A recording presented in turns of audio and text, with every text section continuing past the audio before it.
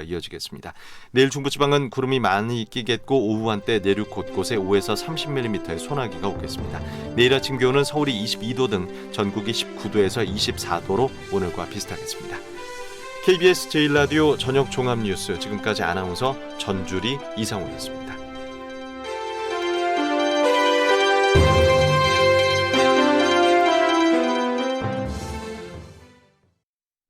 지금 시각 7시 20분입니다. KBS.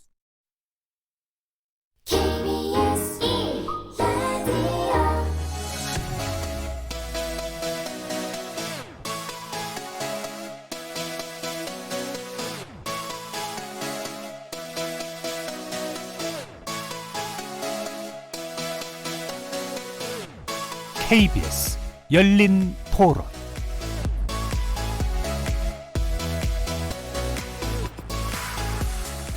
안녕하십니까. KBS 열린 토론 정준희입니다. 구조를 어떤 식으로 이렇게 케이블카를 설치하는지는 모르겠지만 동물들이 이렇게 지나다닐 수 있는 그런 주요 루트에 지지대가 올라간다든지 하면은 영향이 있을 수밖에 없을 것 같거든요. 환경적으로 안 좋다고 하면 그냥 안 하는 게 낫지 않을까요? 그거 안 해도 사람들 많이 가지 않나? 설악산 쪽은? 굳이 케이블카까지 만들어서 안 그래도 많은데 그렇게 유치할 필요가 있나 싶다는 생각도 들어요. 무분별하게 환경이 파괴가 된다면 문제가 되겠죠. 그러니까 이제 환경이 이렇게 파괴되지 않은 범위 내에서 개발하는 건 괜찮지 않을까 싶어요. 그러니까 개발 측면과 환경보호 측면에서 상충되는 부분이 있지만 고민하면 방법은 찾을 수 있다고 봅니다. 기존 하나 있으면 됐지 뭘 또 그쪽으로 또 설치해. 경관이 나빠지잖아. 개발을 안 해야 된다는 건 아니지만 설악산은 뭐 관광 명소고 뭐 우리나라에서 모르는 사람 없는 데인데 굳이 거기를 개발을 해야 될 필요가 없을 것 같아서 환경 영향도 평가하겠지만은 경제성도 봐야 되고요. 환경 보호종에 대해서 뭐 다른 대안이 없는지도 찾아봐야 될 것 같고요. 일단 양면이 있기 때문에 양쪽을 다 봐야 될 것 같습니다. 예, 거리에서 만나본 시민들의 의견 다양하죠. 잘 들어보셨습니까? 오늘 토론 주제는 바로 설악산 오색 케이블카 설치냐 백지화냐입니다. 설악산 오색 케이블카 사업을 둘러싼 오랜 논란, 이달 말에 이 사업 시행 여부를 가리게 되는데요. 관광자원 개발과 지역경제 활성화를 이유로 케이블카 설치를 주장하는 지역 주민들, 그리고 반대로 환경 파괴를 우려하면서 환경단체에서 반대하고 나서고 있는 모습, 이 사이에서 환경부의 고심은 커지고 있습니다. 그래서 오늘 KBS 열린 토론에서는 설악산 오색 케이블카 설치냐 백지화냐라는 주제로 설악산 오색 케이블카 사업을 찬반 양론을 가지고 있는 지자체 관계자, 환경단체, 그리고 관련 전문가를 모시고 양측의 주장은 무엇인지, 그리고 혹시라도 타협점은 없는지 함께 고민해 보도록 하겠습니다. KBS 열린 토론은 여러분들과 함께 만듭니다. 청취자들도 토론에 참여하실 수 있는 방법 안내해 드리겠습니다. 문자로 참여하실 분은 샵 9730 누르시고 의견 남겨주시면 됩니다. 단문은 50원, 장문은 100원에 정보 이용료가 붙습니다. KBS 모바일 콩, 트위터 계정 KBS 오픈을 통해서 무료로 참여하실 수 있습니다. 청취자 여러분이 KBS 열린 토론의 주인공입니다. 청취자 여러분의 열띤 참여 부탁드리겠습니다. KBS 열린 토론 지금부터 출발하겠습니다. 살아있습니다. 토론이 살아있습니다. 살아있는 토론, KBS 열린 토론. 토론은 라디오가 진짜입니다. 진짜 토론, KBS 열린 토론.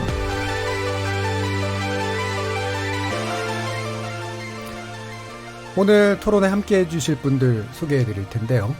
먼저 입장에 따라서 좀 소개를 해드리겠습니다. 설악산 오색 케이블카 설치를 기본적으로 주장하시는 그런 측이시죠. 김철래 강원도 양양군 오색 삭도 추진단장 나오셨습니다. 네, 안녕하십니까. 자, 그리고 허우명 강원대학교 지구환경시스템공학과 교수 나오셨습니다. 네, 안녕하세요. 자, 이어서 여러 가지 이유로 설악산 오색 케이블카 설치를 반대하는 측이신데요.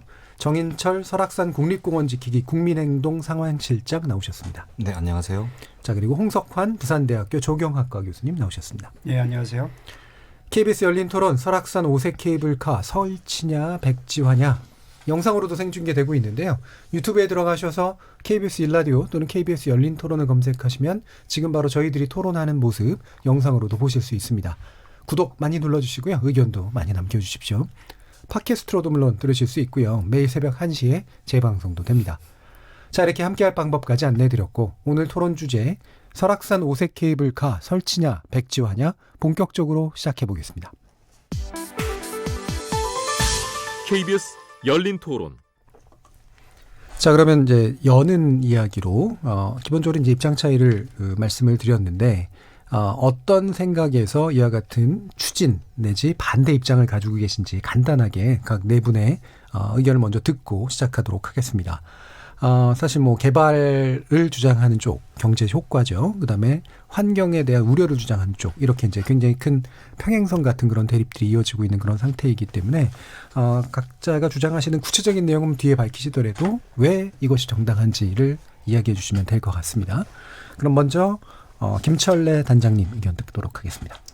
예, 설악산 5색 케이블카 사업은 설악산 5색부터 끝청 하단까지 3.5km 구간에 설치하려는 양양군의 오랜 수건 사업입니다. 이 사업이 수많은 절차를 거치고 심지어 법원과 중앙행정심판위원회 판단을 거쳐서 현재 환경영향평가 본안에 보완서를 제출하여 그 결과를 기다리고 있습니다. 그동안 수많은 공청회와 입법 개정, 그리고 사업의 조건부 승인, 법적 공방 등에서 각 분야 전문가들이 논쟁이 있었고 아직 좁혀지지 않고 있습니다. 계획이 지난 지 30년이 지났는데 그동안 기술도 많이 발달됐고 그리고 이제 보존과 개발에 대한 철학도 많이 변했습니다. 사실상 그 내륙에 설치하는 국립공원 삭도 사업으로는 처음 하는 사업인데요. 그러다 보니 조사의 방법이라든가 조사의 정도 이런 부분에서 부족한 점이 좀 있습니다. 하지만 양양군은 충분히 조사를 하였고 최선을 다해 준비했습니다. 부족한 부분은 시행하는 과정에서 보완하여 해결하도록 하겠습니다. 꼭 이번에 환경부가 환경영향 평가를 동의해 주시기 바랍니다. 예.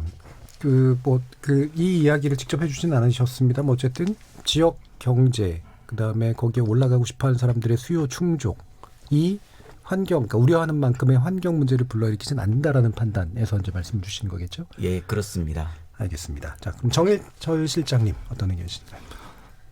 저희는 설악산 케이블카 사업은 전면 백지화되어야 된다는 입장입니다. 이유는 크게 세 가지고요. 첫째는 이 사업이 최초 심의 과정에서 중대하고 이제 명백한 하자가 드러났다. 그리고 이 같은 사실은 문재인 정부 들어서 그 사실관계가 확인되었다는 점입니다.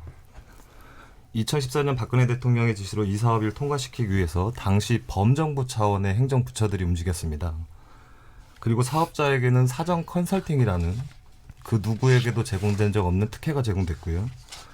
쉽게 말해서 사업자는 시범 답안지를 미리 보고 그리고 시험을 치른 것입니다. 저희는 경제성도 없고 환경성도 없었던 이 사업이 추진되는 과정에서 심각한 부정행위가 있었다고 판단하고 있습니다.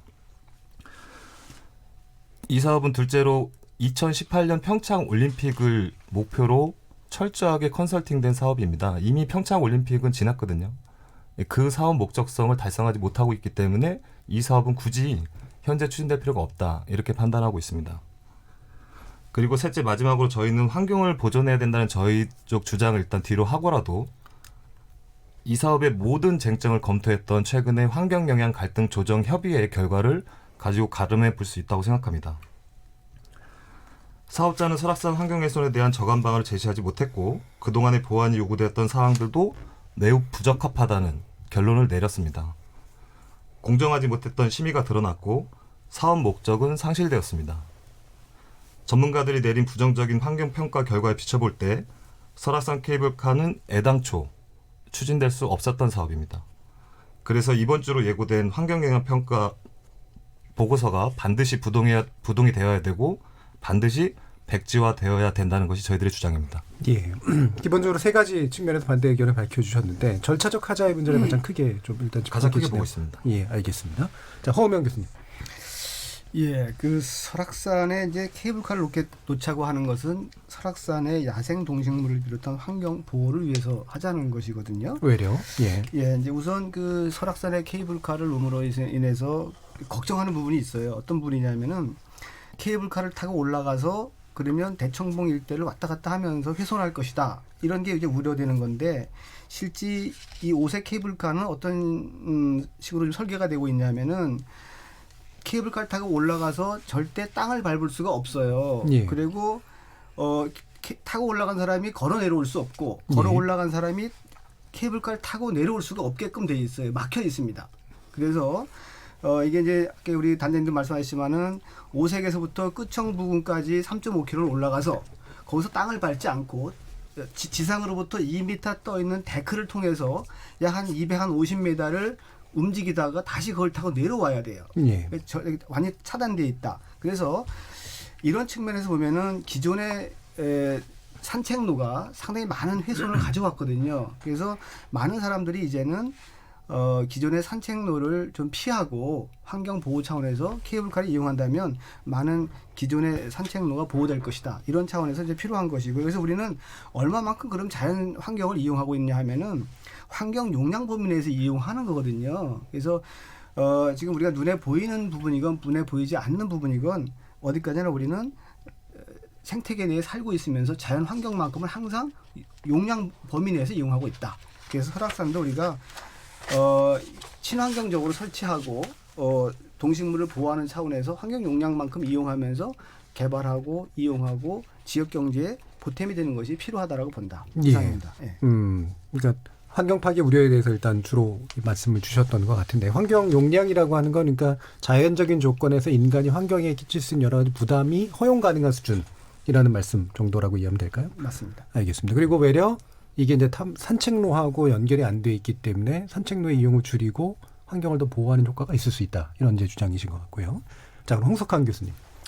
예, 저는 기본적으로 요 말씀 먼저 드리겠습니다. 이 논란이 시작된 건 2015년도인데요. 예. 2015년도 113차 국립공원위원회에서 찬성 측에서 팩트를 가지고 찬반 논의를 하자 그래서 조건부 가결을 합니다. 예. 근데 그때 당시 찬성 측 위원이 한 말 중에 하나를 인용하겠습니다. 이 설악산 케이블카 문제는 이념이 아니라 팩트로 이야기해야 합니다. 이런 얘기를 합니다. 예. 팩트가 중요한 거거든요. 예. 그래서 지금 사실 원래는 이 찬성이냐 반대냐 논의를 할 것이 아니라 이런 논란들이 많으니까 정부가 기준을 설정해 놨습니다. 케이블카가 가능한 곳과 가능하지 않은 곳의 기준. 예. 그것이 설정이 돼 있으니까 그것을 넘었냐, 기준을 통과했냐 안 했냐가 굉장히 중요한 팩트죠. 예.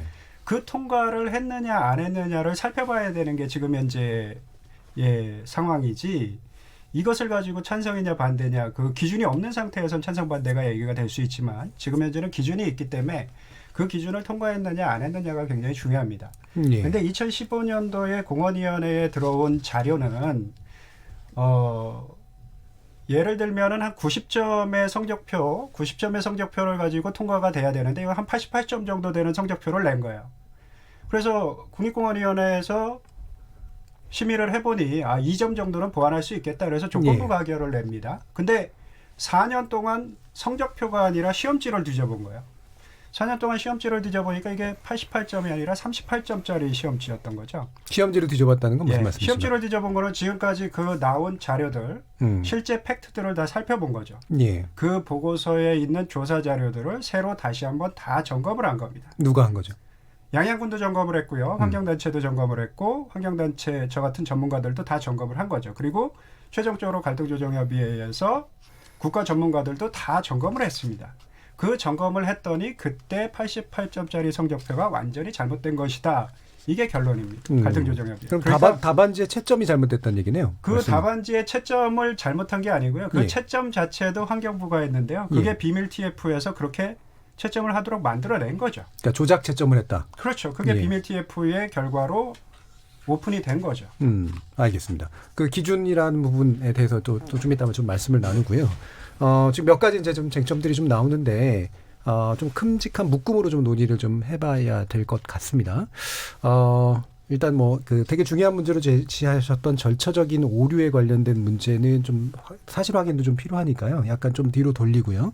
일단 먼저 아까 이제 오랜 수건 사업이다라는 표현을 쓰셨고 80년대로 거슬러 올라갈 정도로 굉장히 좀 해묵은 논란이기도 한데 일단 기본적으로 이것이 상당히 지역 경제에 좋은 영향을 미친다라고 보시는 그런 근거랄까 경제성에 대한 분석이랄까 요 주장에 대해서 먼저 찬성 측에서 이야기를 좀 해주셨으면 좋겠습니다. 어떻습니까?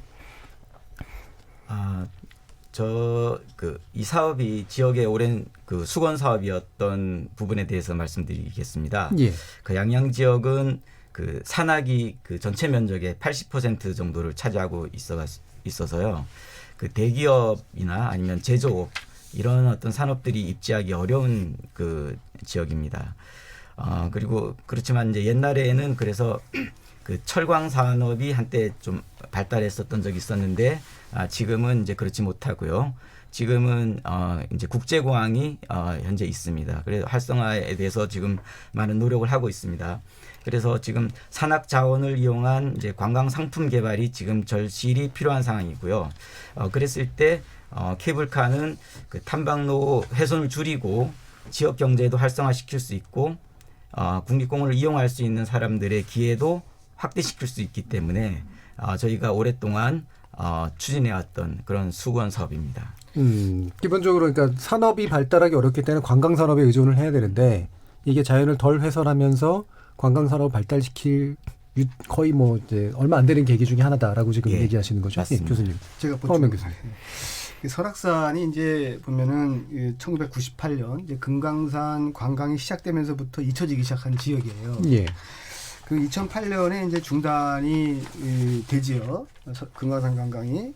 그리고 지금까지 10년이 지났는데 아직도 이제 그쪽은 경제 회복이 안 되고 있다. 이렇게 보시면 되겠고요. 그다음에 양양공항이 이제 10수년째 활성화가 안 되고 있거든요. 금강산 관광이 진행될 때는 괜찮았었나요? 안 됐죠. 금강산 관광이 되면서 설악산이 죽은 거죠. 예. 설악산 관광이 대부분 죽었다. 이렇게. 근데 회복이 안 되는 이유는? 회복이 안 되는 이유는 많은 부분 이제 설악산이 잊혀진 것이 아닌가. 그다음에 많은 시설들이 노후되고 이런 부분들이 깔려 있지 않나. 찾아오지 않는 동안 뭔가 업그레이드가 안 된 상태이기 때문에. 그렇죠. 설악동에 가면 다 슬림화되어 있다고 합니다. 대부분의 이제 숙박 시설로 다 낡고 이런 상태가 있다.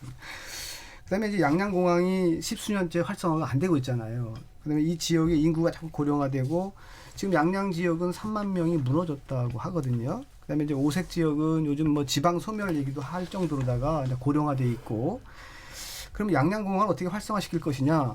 뭐 사람들이 와야 되는데 그럼 좀 올라면 뭘 볼거리가 있어야 되잖아요. 즐길거리가 있어. 그것이 이제 오색 케이블카 같은 그런 관광 상품이 아닌가 하는 생각이 들고요.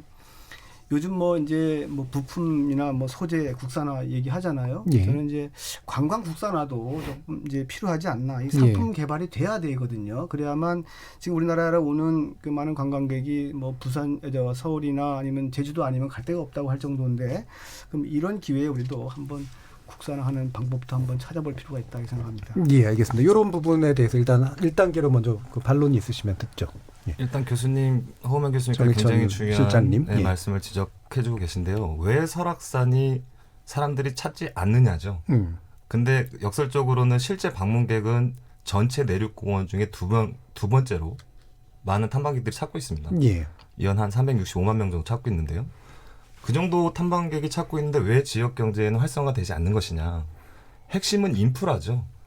그러니까 설악산을 찾더라도 내가 설악산을 걷고 나서 주변에 가서 맛있는 밥을 먹고 주변에 가서 좀 더 편안하게 휴식할 수 있는 그런 인프라 시설을 과연 양양군이 갖추고 있느냐.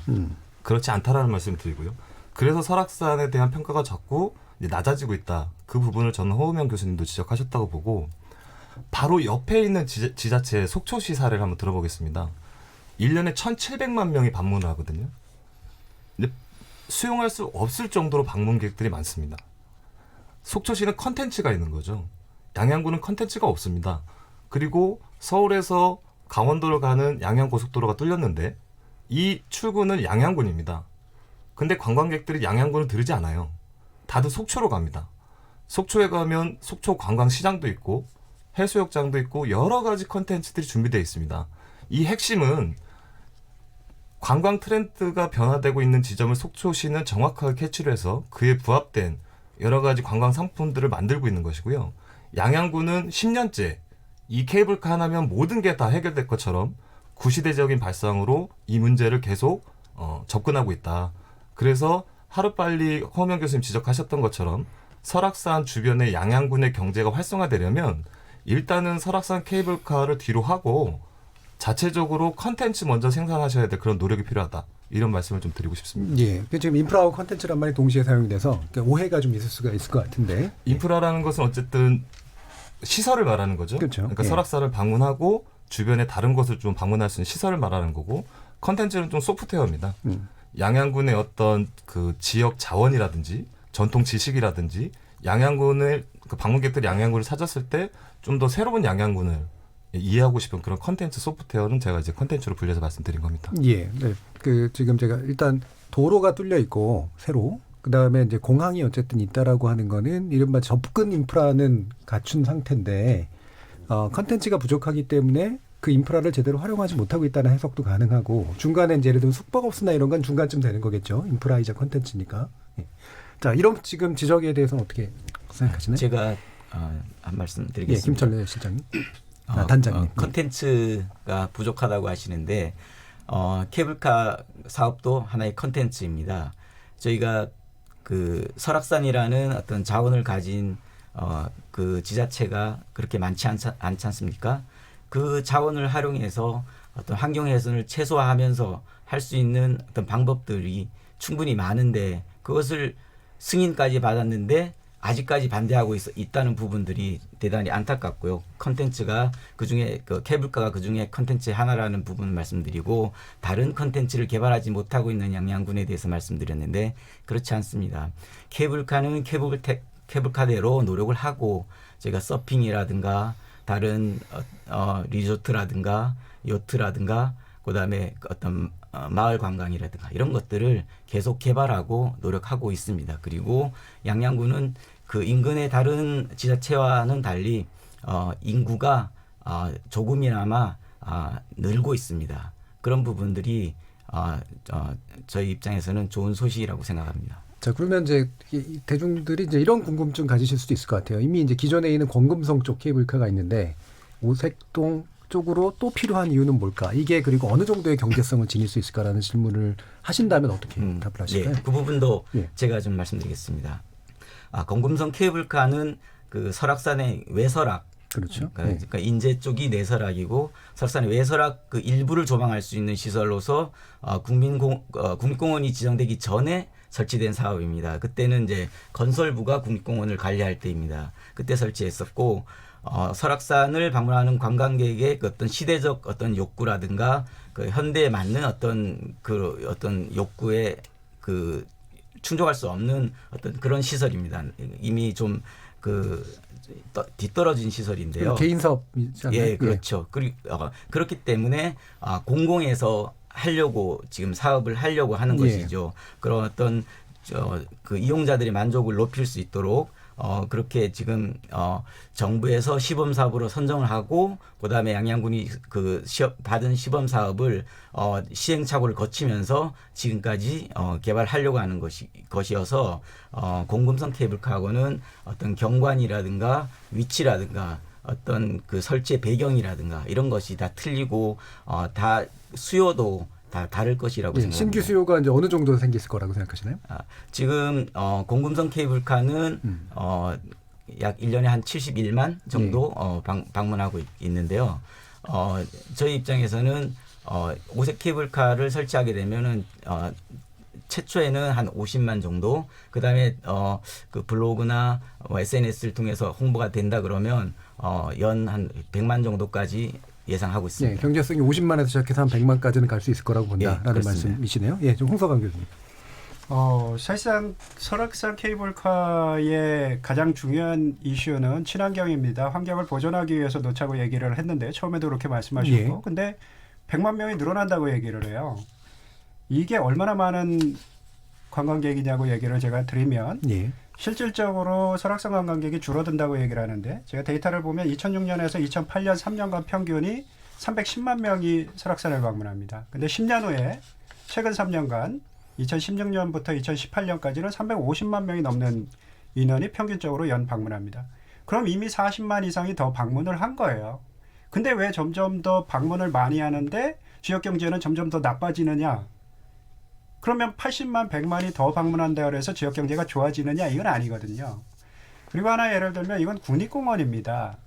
국립공원 중에서 가장 유명한 전 세계에서 가장 유명한 국립공원이 옐로스톤인데요. 옐로스톤이 1년에 약 350만 정도가 방문을 합니다. 예. 설악산이랑 똑같아요. 방문객 수가. 규모는 굉장히 또 차이가 있는데. 규모는 예. 25배가 더 큽니다. 예. 그러면 설악산은 이미 옐로스톤보다 25배의 관광객이 오는 거예요. 근데 옐로스톤만큼 전 세계적 인지도가 있느냐? 그렇지는 않거든요. 그리고 아까 허엄영 교수님 말씀하셨는데 설악동이 망해가고 있잖아요. 우리 지금 계속 보고 있거든요. 근데 설악동에 케이블카가 있어요. 어마어마하게 우리나라에서 가장 많은 케이블카 탐방 인원이 예. 있죠. 근데 왜 설악동은 망할까요? 그러면 오색의 케이블카가 낮은다 그래서 오색이 부흥할 거다? 이거는 전혀 논리상으로 아무런 맞지 않고 근거가 거기 설악동에 있잖아요. 그러면 그것을 보면은 케이블카가 낮으면 이 설악동도 망하는구나. 그러면 케이블카가 오색에 낮으면 오색도 망할 가능성이 있겠구나. 이걸 고민해야 되는데 그렇지 않다는 거죠.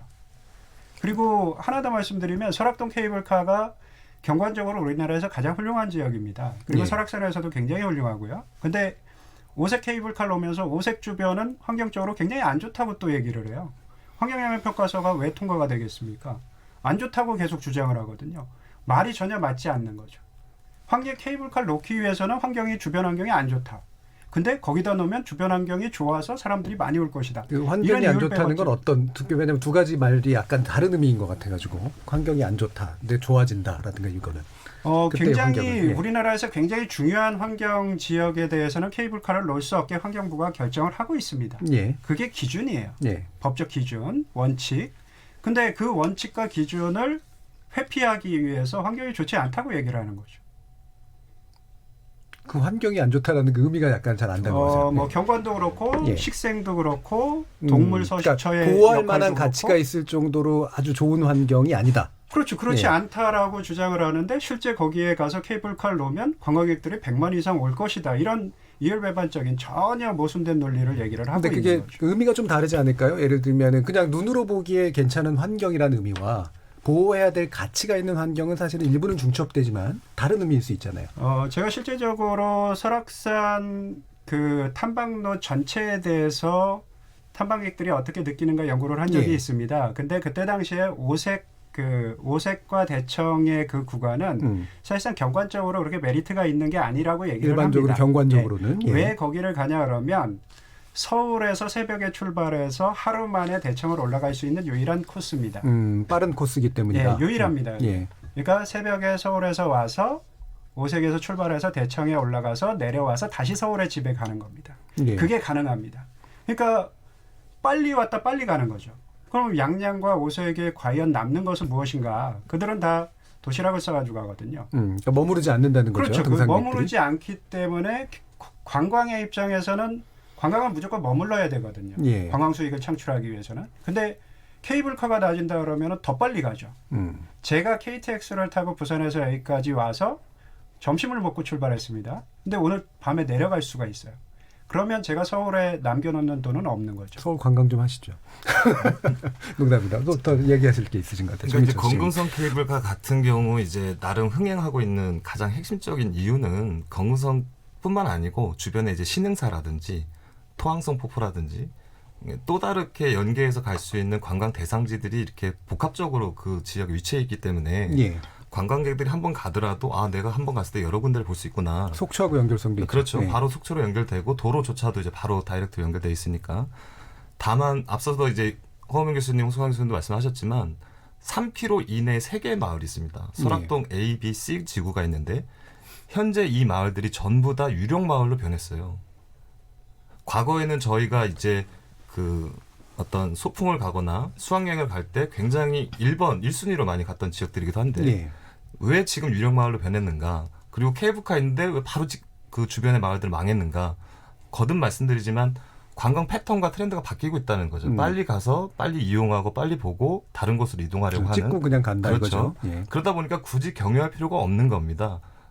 불과 차 타고 20분만 나가면 해안에서 더 맛있는 풍경과 맛있는 식사를 할 수 있는데 굳이 여기에서 이 마을에 들려서 밥을 먹을 그런 이유가 없어진다는 거죠. 예, 예. 그런 스피드한 여러 가지 변화들에 의해서 과연 오색 케이블카는 그리고 그 주변의 오색 마을은 이런 부분들까지 좀 염두해서 경제성을 좀 보고 있는 것인가. 저희들이 평가할 때는 전혀 그런 부분들은 검토가 없다. 이렇게 뭔가 이제 판단하고 변화하고 있는데 케이블카식의 이제 과거의 컨텐츠로 지금 자꾸 승부를 하려고 한다라는 말씀이시죠. 그렇죠. 이제 정상부 높은 곳을 오르면 경제성이 있을 것이다라는 그런 목표만 있는 것이지 이거와 연계해서 주변에 어떤 인프라를 활용하고 소프트웨어 컨텐츠를 만들어서 이곳에 관광객들을 머무르게 할 것이냐. 이런 전략들은 전혀 지금 이 사업에 연계성을 가지고 있지 못하다. 저희는 이렇게 보고 있는 겁니다. 여기에 대해서 아마 하실 말씀이 혹시 있으신가요?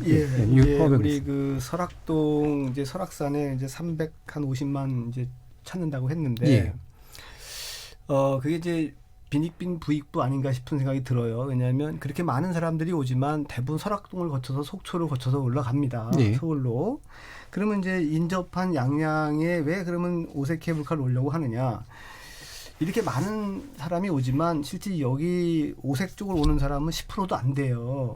그러니까 상대적인 박탈감이 있는 거지요. 그러면 여기다가 케이블카를 놨을 때 적어도 100만 명 정도는 올 것이다. 그러면 지역에서 밥도 먹게 되고 뭐 1박을 못 한다 하더라도 저 지역 경제는 활성화되지 않겠나.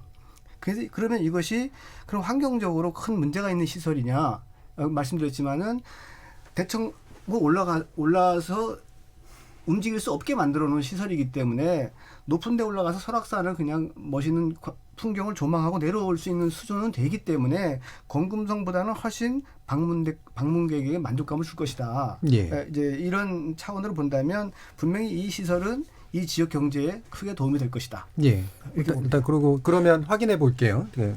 김철래 단장님께 지금 양양군에서 이 사업 예산을 어느 정도 짜서 어떻게 조달하실 생각이신가요? 만약에 진행이 된다면? 현재로 이 사업은 그 환경부가 그 자연공원법에서 그 국립공원에다가 2km에까지만 케이블카를 놓을 수 있도록 한 법을 개정해서 5km로 확대한 이후에 저희가 이제 사업을 신청을 했었거든요.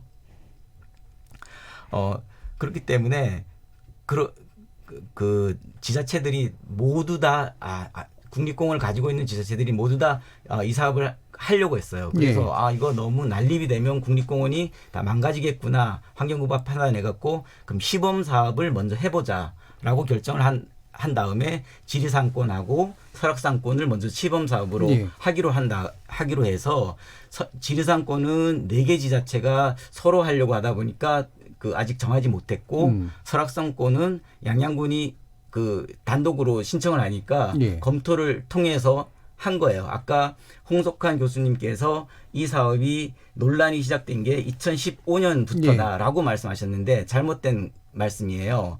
2012년도에 저희가 1차 사업을 신청을 했고 부결됐어요.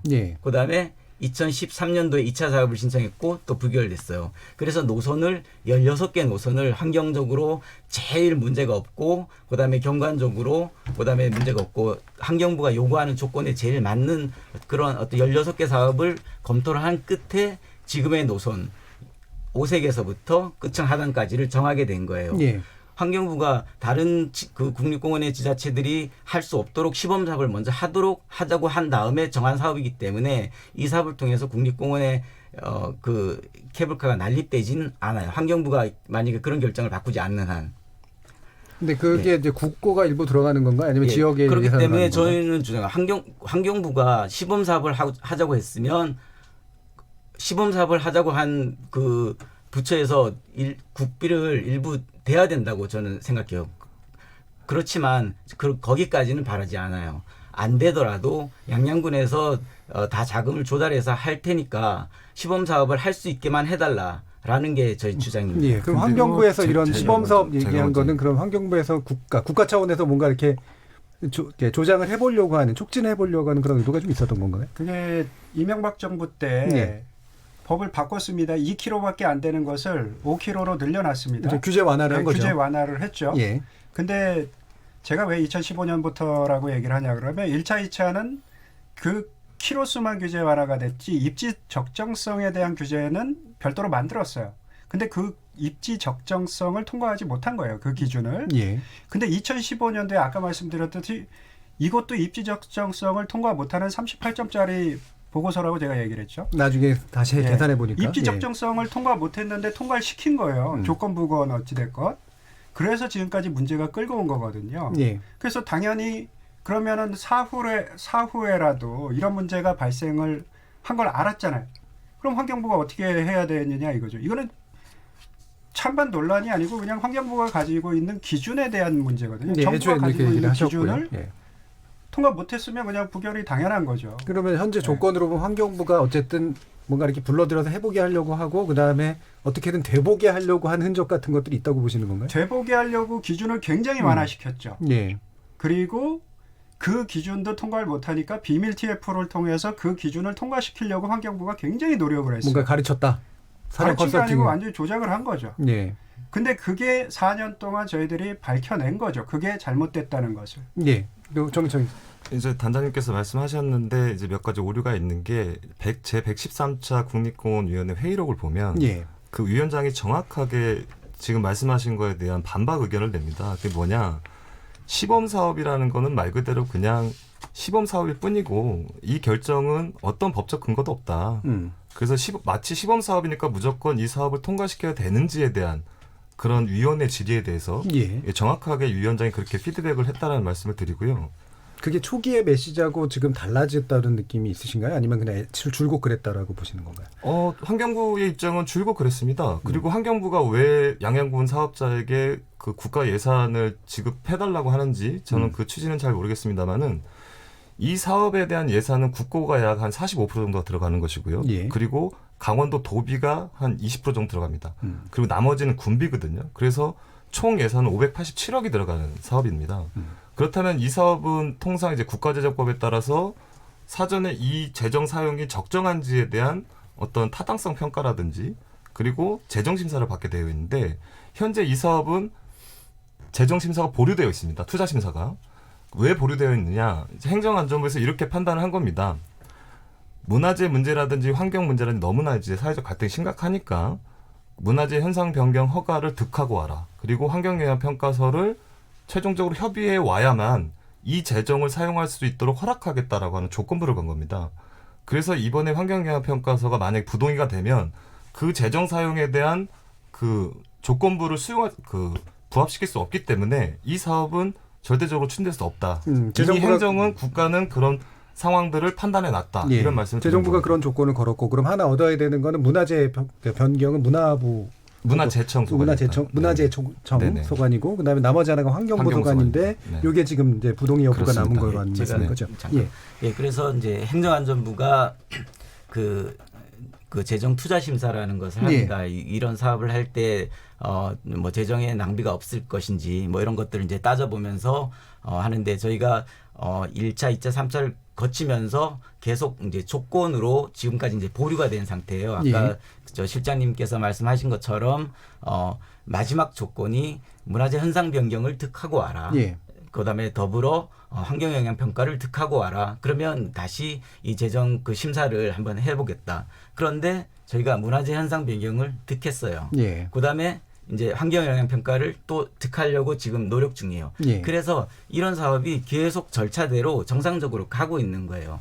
그렇기 때문에 이번 환경영향 평가를 우리가 그 동의를 얻으면 이제 재정심사, 그다음에 산림청과의 어떤 허가 문제 이런 것들을 이제 밟을 거예요. 그리고 아까 말씀하신 그 실장님께서 113차 국립공원위원회의 어떤 그 문제 제기 뭐 그런 부분들 때문에 그 환경단체에서 그 소송을 한 적이 있어요. 그 소송을 했고 지금도 진행 중인데 1심은 끝났어요. 1심에서 법원은 이 문제에 불법성은 없다. 정당한 사업이다라고 판단을 했어요.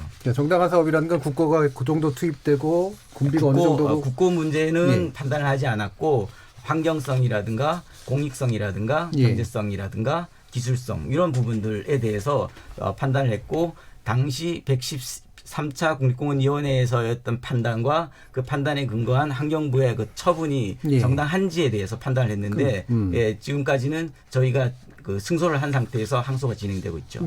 그러면 그 지금 홍석환 교수님이 계속해서 지적하고 계시는 절차적 하자는 없다라고 이제 예, 보시는 그렇죠. 예, 입장이잖아요. 아무런 절차를 하자가 없습니다. 예, 그러면 아까 그 지목하신 그런 이제 점수가 사실은 낙제점이었는데 그 점수라는 조작했다라는 것은 주장. 그 점수라는 거는 뭐 어디에도 없는 점수고 그 홍석환 이제 교수님께서 이제 예를 들어서 그만큼 요구를 하는데 부족하다라는 뜻으로 이제 말씀하신 것 같은데 저희가 볼 때는 이제 환경부가 이 사업을 심지어는 이제 적폐 사업이라고 규정을 했잖아요. 했습니다. 근데 그 적폐 사업이라고 규정한 그 위원회가 있는데 그 위원회에 참석했었던 기관과 그 기관에 소속된 위원들이 요번에 갈등조정위원회에 와갖고 이것을 이제 심사를 했어요. 당연히 적폐 사업이라고 규정한 위원이나 기관들은 부동의 의견을 낼 수밖에 없겠죠. 그러면 저희들은 그걸 공정하다고 받아들일 수 있겠어요? 없죠. 근데 지금 그런 말씀을 입장이죠. 너무 여러 가지를 섞어서 하시다 보니까 이제 본질을 자꾸 흐트러뜨리는 좀 말씀을 하고 계신 것 같아서 제가 좀 짚어드리면 환경부 장관을 상대로 저희가 소송을 제기한 겁니다. 예. 환경부와 환경단체 간의 소송이고요. 예. 그리고 문화재청장을 대상으로 저희가 소송을 제기한 것입니다. 예. 저희와 문화재청장 간의 소송이고요. 그리고 사법부에 사냥이 원고적격이 가능한지에 대한 동물권 소송을 제기한 겁니다. 예. 저희와 사법부 간의 문제거든요.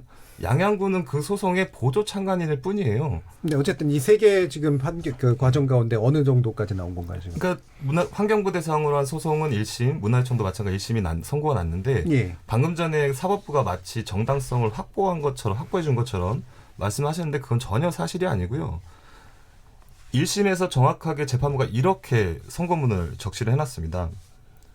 향후에 지금 지적된 여러 가지 사항들이 지켜지지 않을 경우 환경부 장관 또는 국립공원공단은 이 사업을 허가하거나 거부하거나 철회할 수 있다.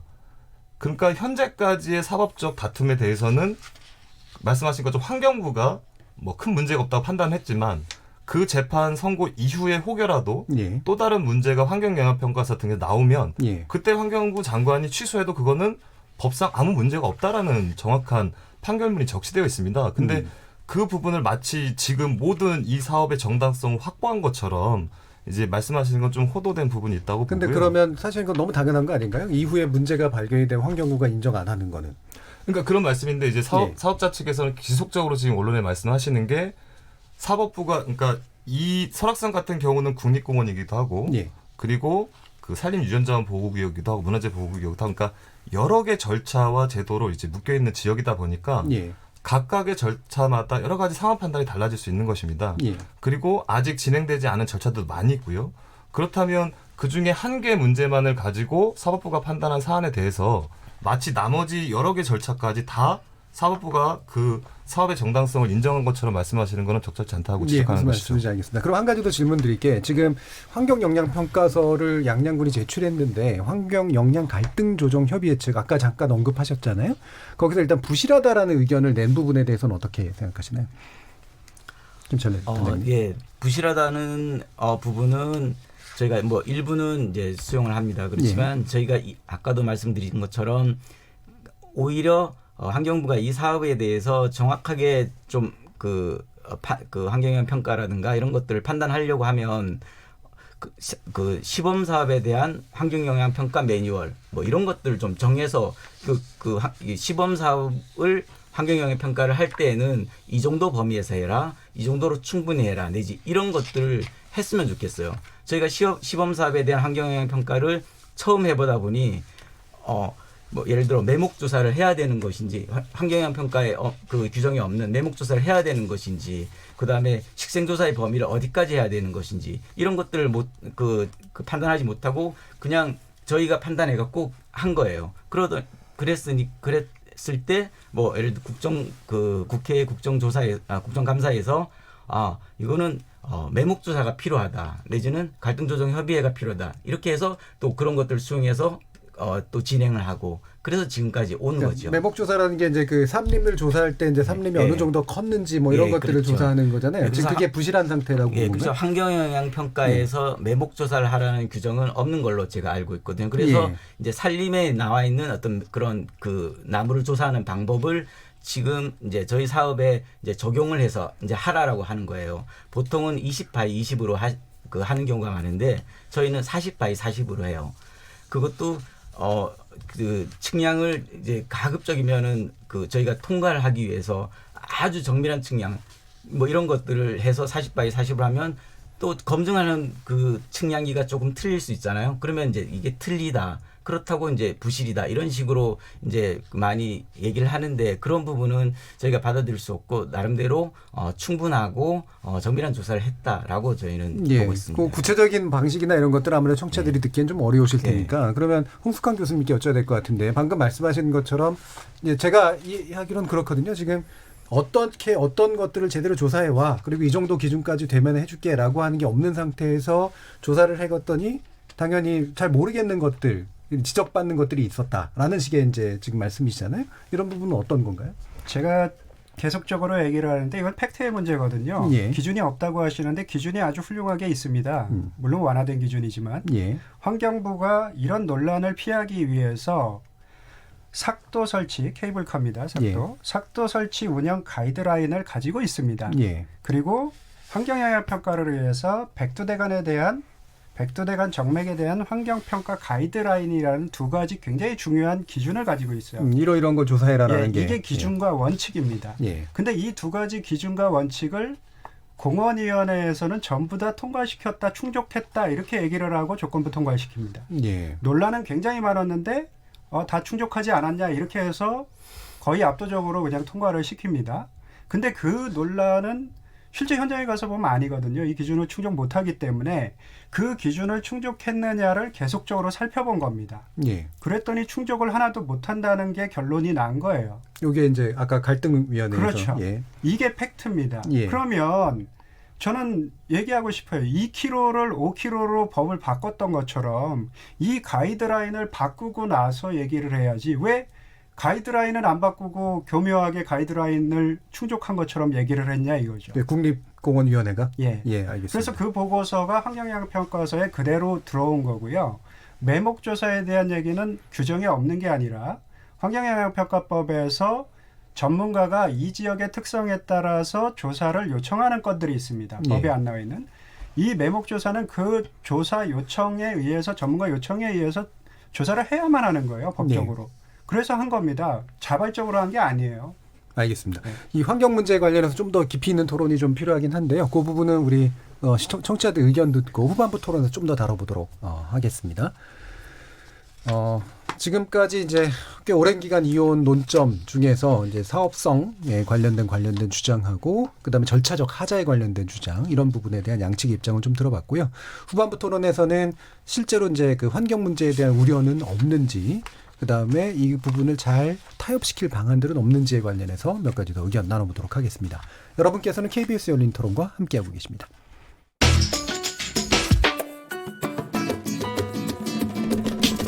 묻는다, 듣는다, 통한다.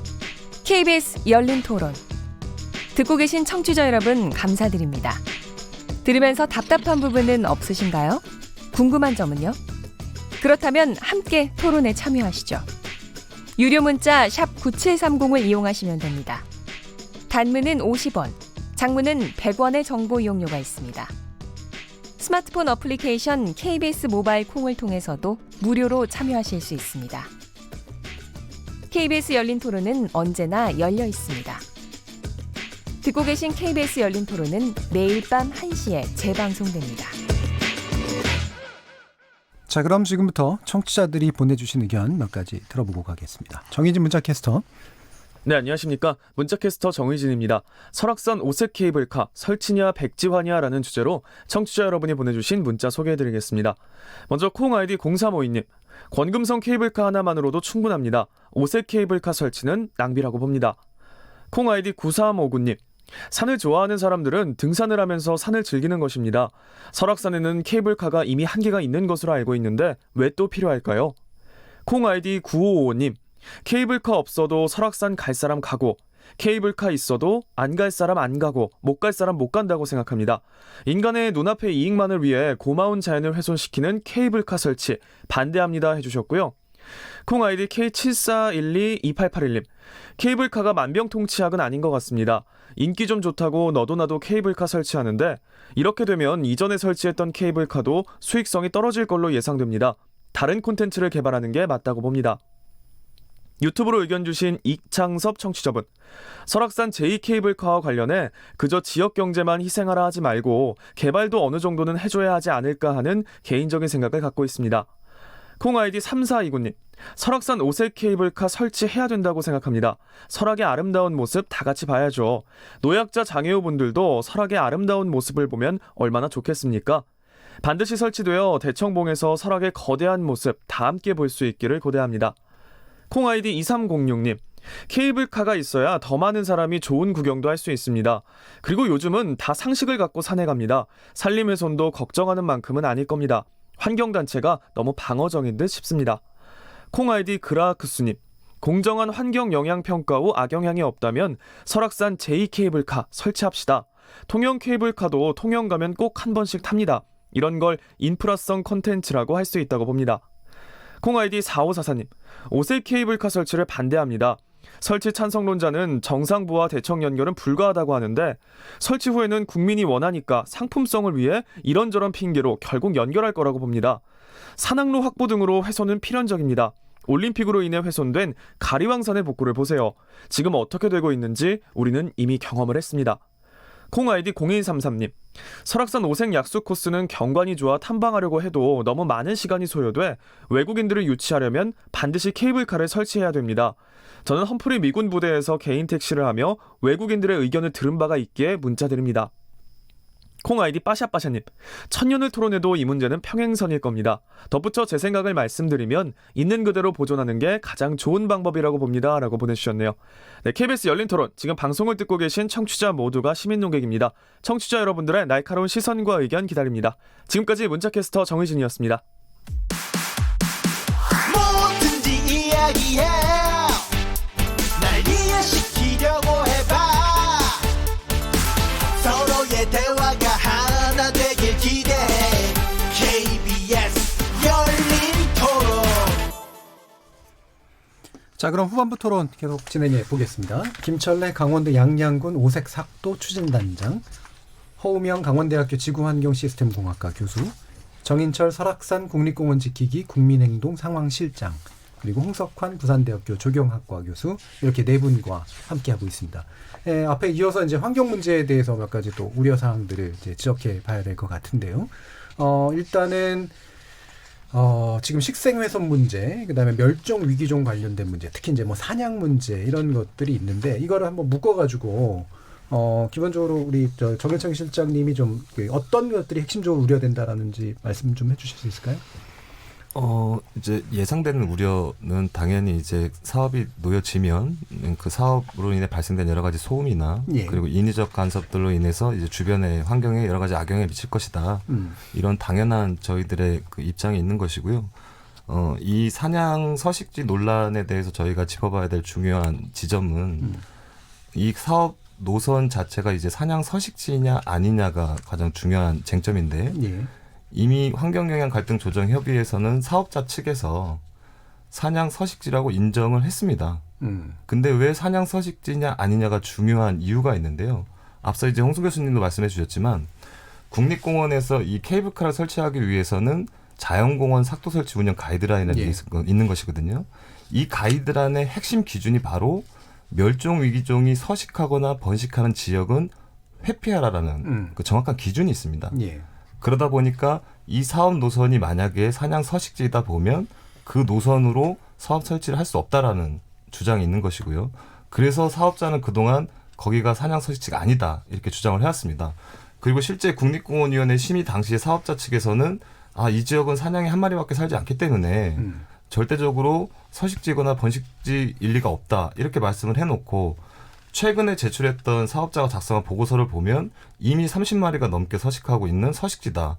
이렇게 또 말씀을 하셨거든요. 지금 막 이렇게 섞여 있네요. 계속 오락가락하는 그런 데이터들을 제시하고 있는 사업자 측의 여러 가지 근거 자료들이 전혀 신뢰할 수 없는 부분들을 반증하고 있다고 보는 것이고요.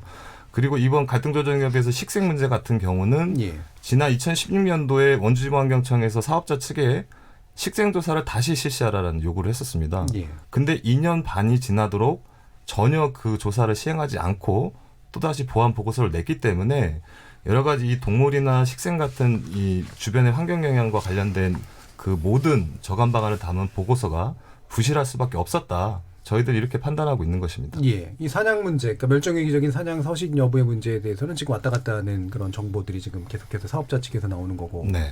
그다음에 식생, 즉 다시 말하면 나무에 관련된 문제는 조사하라고 했는데 아직도 제대로 된 조사 결과가 안 나오고 있다. 이런 말씀이시죠. 그리고 실제 조사했던 데이터들도 거의 50% 가까이가 불일치한다. 국가기관이 현장에 가서 현장 검증을 해보니까 대부분 사업자가 제시한 데이터들은 불일치한다. 이런 결론까지 난 상황입니다. 여기서 국가기관은 어딘가요? 국립생태원입니다. 생태원이요. 네. 예, 알겠습니다. 허명 교수님 이 부분은 어떻게 보시나요? 우선 이제 사냥 문제는 이제 예. 많이 걱정하는 부분이기 때문에 이제 사냥에 대해서 좀 더 우리가 알고 갈 필요가 있다. 우선 예. 이제 서식지, 주서식지를 논하기 전에 우선 그 지난번에 이제 그 국립공원공단 종보건센터에서 이제 사냥에 대해서 발표를 한 연구 자료들이 있어요. 그래서 그걸 발표를 들었는데 지금 우리가 사냥은 이제 멸종위기 1급으로 돼 있는데 그러면 설악산의 사냥이 그러면 적정 개체수가 얼마냐? 정말 우려할 수준이냐 하는 게 이제 되게 팩트가 될 수 있는데 제가 여쭤봤더니 400개체가 이제 적정 개체다 이렇게 말씀하셨어요. 그러면은 현재 몇 마리가 있냐 했더니 2010년부터 15년까지 이제 무인 센서 카메라를 설치를 해가지고 271대를 설치해서 조사해 봤더니 뭐 확인이 이제 어려운 것들 비가 오나 눈이 오나 뭐 이럴 때 제대로 찍히지 않은 거를 빼고도 252개체가 확인됐다. 예. 이 얘기를 들으면서 제가 뭐랬냐면은 그럼 무인 센서 카메라를 더 설치하면 더 나오겠습니다. 그러니까 그럴 거다. 그래서 결국 이제 걱정할 수준은 아닌 것으로 이제 400개체 가까이 육박한다. 그런데 기준에 의하면 설치할 수 없도록 돼 있는 건 맞지 않나요? 어떤 설치? 그 사냥 서식지가 그 노선이 이제 겹칠 때 그거에 대해 설명을 드리겠습니다.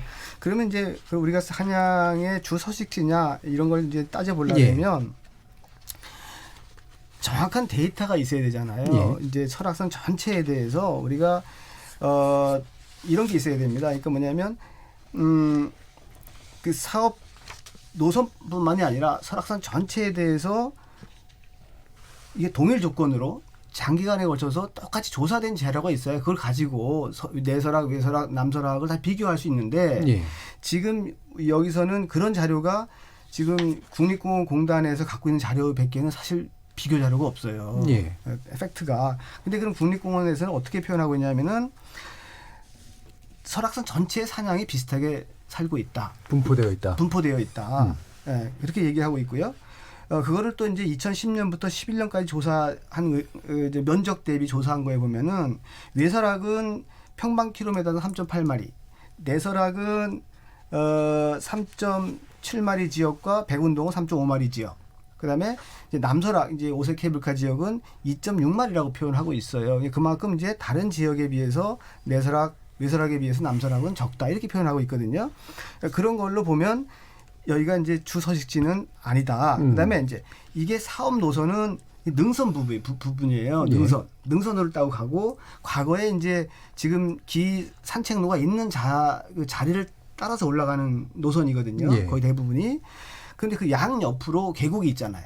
그 계곡부가 이제 뭐냐면 온정골, 독주골 이런 계곡이 있는데 여기가 이제 주 서식지라는 거지. 이건 여기 지금 노선이 있는 여기는 지나가는 이제 노선의 양측이 주 서식지다. 그렇죠. 왜냐하면 계곡이니까 계곡 지역이 이제 물도 먹어야 되고 이제 먹이 활동도 해야 되니까 이런 부분이 있고 그다음에 사냥이라고 하는 것은 초식 동물이잖아요.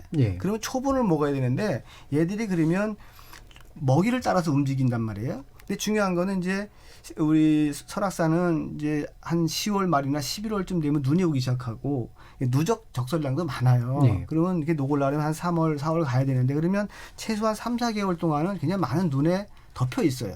먹이 활동이 안 돼. 그 상부 정류장 지역이. 그러면 그렇게 몇 개월 동안 거기를 오갈 수 없는 지역이 주 서식지라고 표현할 수가 없다 이런 얘기고요. 그다음에 얘들은 또 포식자에서 쫓길 수밖에 없어요. 항상. 그러니까 일반 포식자들은 자기 영역을 표시할 수 있어요. 근데 초식 동물은 그런 위치에 있지 못하다. 생태적으로. 그렇게 말씀드리겠습니다. 그러면 이제 지금 말씀을 듣다 보면 이게 주 서식지와 번식지라고 얘기되는 어떤 기준에 나와 있는 이 부분들을 정확하게 확정해서 사실로 조사하기가 어려운 건가요? 지금 상당히 좀 이렇게 뭐랄까 기준을 보시는 눈이 좀 다르기도 한 것 같고 그런데 지금 그게 굉장히 중요한 게 왜 중요하냐 그러면 예. 제가 자꾸 말씀드리는 게 환경부가 기준을 가지고 있기 때문에 그게 중요한 거예요. 예. 서식처가 아니라고 초기에 얘기를 했거든요. 공원위원회 통과시킬 때.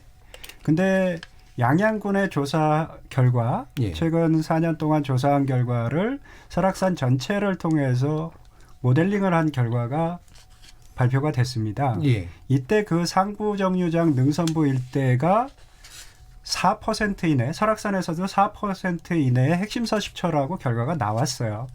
그리고 문화재청도 역시 동일한 방식으로 새롭게 조사를 해서 결과를 냈습니다.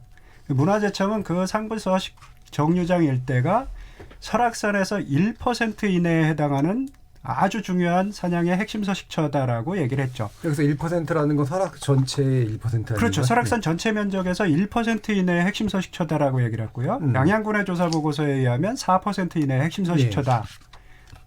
그리고 국립공원공단도 역시 4개의 핵심 서식처를 조사를 한 거예요. 예. 아, 여기 사냥이 많이 사는구나 해서 그 조사를 한 4개 지점이 전부 다 1%, 4% 이내의 핵심 서식처에 해당이 됩니다. 예. 근데 이 자료를 가지고 사실상 이런 자료를 숨긴 거죠. 숨겼다는 거는 공원위원회 때는 조사를 안 하고 사냥에 한 마리도 안 산다.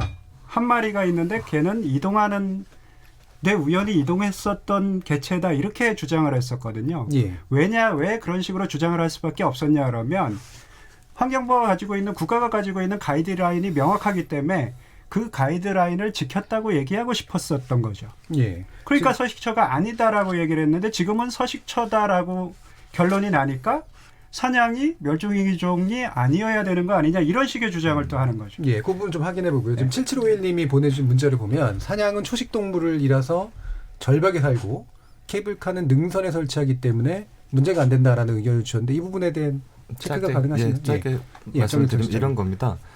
정확하게 사업 노선만 사냥 서식지냐 아니냐가 아니고 이 환경영향평가법의 근거에 보면 직접 사업 권역이 있고요. 직접 사업 영향 권역이 있고 간접 영향 권역이 있습니다. 그래서 사업이 설치됐을 때 좌우에서 500m까지는 직접 영향 권역, 그리고 반경 1km까지는 간접 영향 권역입니다. 그래서 사업자는 환경영향평가서 작성할 때 사냥 서식지에 대한 판단을 하려면 단순히 그 노선을 두고 1, 2m가 아니고 직접 영향 권역 500m, 그리고 간접 영향 1km까지 정확히 사냥이 서식하는지에 대한 그런 기본 데이터를 바탕으로 서식지 적합성을 분석해야 되는 겁니다. 말씀하셨던 것처럼 과거에는 개체 수만 가지고 판단했거든요. 이 지역에 한 마리 사는지 100마리 사는지. 그래서 한 마리 살면 안 중요하고 100마리 살면 중요하고 이런 식의 좀 잣대를 들이댔는데 최근에 환경평가를 할 때는 그 개체가 새끼를 낳고 그 주변에 먹이가 어떻게 형성돼 있고 이런 주변 여건들이 그 실제 멸종위기종들에게 서식적으로 적합한지 이런 적합성 평가까지 진행을 합니다. 이런 측면에서 봤을 때 그 사업자가 제시한 보고서에 보면 이미 직접 영향권역, 간접 영향권역에 사냥은 다 서식하고 있고 그게 능선과 계곡을 딱 구분되는 것이 아니고 복합적으로 이동되고 있다. 이런 부분들은 사업자 자료를 가지고 저희가 이미 서식지로 판단할 수밖에 없다라는 말씀을 드리는 겁니다. 만약 그 판단이 옳다면 환경부에서는 기준에 안 맞는 거로 판단을 하게 되지 않겠습니까? 이제 환경영향평가서를 최종 결정하는 단계에서 그 기준에 부합되지 않는다면 당연히 부동의를 내려야 되는 것이죠. 제가 한마디 김철수 반장님. 그 설악산은 전 지역이 사냥 서식지다라고 보시면 됩니다. 그 자연공원법에 이제 특별보호구역을 지정하는 어떤 규정이 있는데요. 설악산에는 이제 8군데가 특별보호구역으로 지정이 되어 있거든요. 그러니까 특이한 식물이라든가 보호해야 될 동물들이 있는 곳을 특별보호구역으로 지정합니다. 그 8군데 중에 그 내설악에 있는 흑선동 계곡, 그다음에 외설악에 있는 저항령 계곡 이 2군데가 특별보호구역으로 지정돼 있습니다. 거기는 기존에 그 똑같은 방법으로 공평하게 조사를 했을 때 상대적으로 거기가 많기 때문에 남설악이 아닌 그런 곳이 특별보호구역으로 지정된 것이죠. 그랬을 때 이 사업구역은 그런 곳에 비해서 그러니까 설악산의 모든 지역이 서식지라고 했을 때 그런 지역에 비해서는 그 어떤 주요 서식지는 아니다라는 것이 이제 저희 판단이고 아까 교수님께서 홍석환 교수님께서 말씀하셨을 때 공원위원회 할 때는 한 마리밖에 없다고 했다가 왜 환경영향평가 때는 막 30마리가 나왔냐. 그거는 그렇습니다. 공원위원회를 할 때는 자연환경 영향 평가라는 것을 하는데 그때는 입지의 적합성을 판단하는 이 사업을 선정을 할 것이냐 선정하지 않을 것이냐를 판단하기 때문에 주로 문헌 위주나 노선 위주의 어떤 그 계획을 가지고 저희가 제출을 합니다. 그렇지만 승인이 되고 나서는 이제 환경영향 평가를 하는데 그때부터 반경을 500m 또 1km 넓혀서 이제 이제 조사를 하게 되는 것이죠. 당연히 환경영향 평가를 할 때는 공원위원회 때 그 어떤 환경조사보다 훨씬 많은 그 어떤 사냥의 개체수가 발견이 되고 그런 건데 법원에서도 공원위원회에서 때 어떤 식생의 조사라든가 그다음에 동물의 조사하고 환경영향 평가 때의 식생의 조사하고 동물의 조사가 차이가 나는 것은 당연한 것이다. 이렇게 새로 판단했어요. 더 엄격한 기준을 가지고 새로 조사를 했기 때문에 더 많은 것들이 발견이 그렇죠. 된다. 처음에는 이 사업을 승인할 거냐 안 할 거냐를 이제 판단하기 위해서는 조사가 좀 제한적이었었는데 승인이 나고 난 다음에는 이제 환경영향 평가를 사업을 한다라는 전제하에 사업자 입장에서는 하는 거예요. 그러다 보니까 충분한 어떤 반경과 그다음에 충분한 횟수 동안 이제 조사를 하게 되니까 훨씬 많은 개체수와 훨씬 많은 어떤 식생의 어떤 현상이라든가 이런 것들이 발견되는 건 당연한 거죠. 예. 근데 그러면 그 결과에 의해 가지고 사실은 되게 부정적인 판단이 나올 수도 있지 않을까요? 훨씬 더 자세한 결과들이 나와 버렸으니. 예. 그래서 이제 환경단체에서는 처음에 그 사업을 승인받을 때는 뭐 이렇게 적게 나왔는데 이렇게 막상 해보니까 이렇게 많이 나오지 않냐. 그래서 처음에 것이 너무 잘못되지 않았냐라고 이제 문제 제기를 하죠. 그래서 그랬을 때 저희가 이것을 사업 자체를 부동의 내지는 무산시킬 만큼 이것이 어떤 문제가 되냐라고 했을 때는 그렇지 않다는 거죠. 예, 알겠습니다. 짧게만 말씀드리면 마무리 발언해야 되기 때문에 마무리 네. 의견으로 1분 정도. 예. 네. 그러니까 말씀하신 거에 대한 짧게 의견을 드리면 앞서 말씀드렸다시피 사냥 개체수가 중요한 것이 아니고요. 환경영향 평가를 부동의 할 것이냐 말 것이냐는 개체수가 어느 정도 확인이 됐는데 사업을 설치함으로써 이 개체수에게 어떤 영향을 미칠 것이고 그에 대한 저감 방안이 무엇이냐를 짚어보는 것입니다. 개체수를 가지고 판단하는 건 아니기 때문에 그런 측면에서 사업자가 제시한 저감 방안조차도 매우 미흡하다라는 판단을 이번에 했던 것이고요. 저희는 기본적으로 환경영향 평가 같은 경우는 이번 갈등조정협의회 결과 그리고 공식적으로 이 보고서를 검토하는 기관들이 있습니다. KI라든지 국립생태원이라든지 국립공원공단이라든지 이런 공식 검토 기관들의 협의 결과 그리고 최종적으로 전문가들의 검토 결과를 종합했을 때 당연히 환경영향 평가서는 현재까지 드러난 대로 부동이 될 수밖에 없다. 그리고 당연히 정부가 이런 좀 원칙과 기준에 부합된 결정을 내려야 된다. 이렇게 알겠습니다. 생각하고 있습니다. 허우명 교수님께 마지막 발언 여쭙겠는데요. 예. 이게 어떤 결론이 나든 간에 사실 후폭풍이 더 세면 안 되잖아요. 뭔가 이렇게 갈등도 봉합되고 뭐 미래 비전적으로 나가야 되는데 어떻게 마무리되기를 기대하시는지요? 저는 굉장히 아쉬운 부분들이 이제 있습니다. 이 사업 그동안에 이제 오면서 이제 아쉬운 것들이 뭐냐면 이것이 이제 정치적으로 국정 이제 조사도 이제 받은 거고요. 그다음에 법에서 이제 또 심판도 받았고요. 또 복잡한 행정 절차도 거쳐왔잖아요. 그러면서 상당히 원래 이 목적이 이제 설악산의 동식물을 보호하고 그다음에 이동 약자에게 국립공원에 대한 문화재에 대한 어떤 접근 향유 기회를 제공하고 또 지역 경제를 좀 살려보자 이런 목적인데 또 불구하고 이제 그러한 복잡한 절차를 거치었다는 참 나쁜 선례를 남겼다 저는 이렇게 보고요. 지나치게 복잡했다. 그다음에 이제 물론 이제 이런 과정을 통해서 절차적으로 합법성과 검증을 받으면서 정당한 사업이 되긴 했지만 아쉬움은 남는다. 왜냐하면 법의 심판을 받는 동안에 많은 이 조사를 했던 전문가들이 회사를 떠났어요. 너무 지나친 시간이 좀 소요됐다. 거기까지 일단 들어야 될 것 같습니다. 왜냐하면 시간이 너무 없기 때문에요. 오늘 이 중요한 논쟁점을 가지고 함께해 주신 김철래 단장님, 허우명 교수님, 그리고 정일천 실장님, 그리고 홍석환 교수님 네 분께 모두 감사드립니다. 저는 내일 저녁 7시 20분에 다시 찾아뵙겠습니다. 지금까지 KBS 열린 토론 정준이었습니다.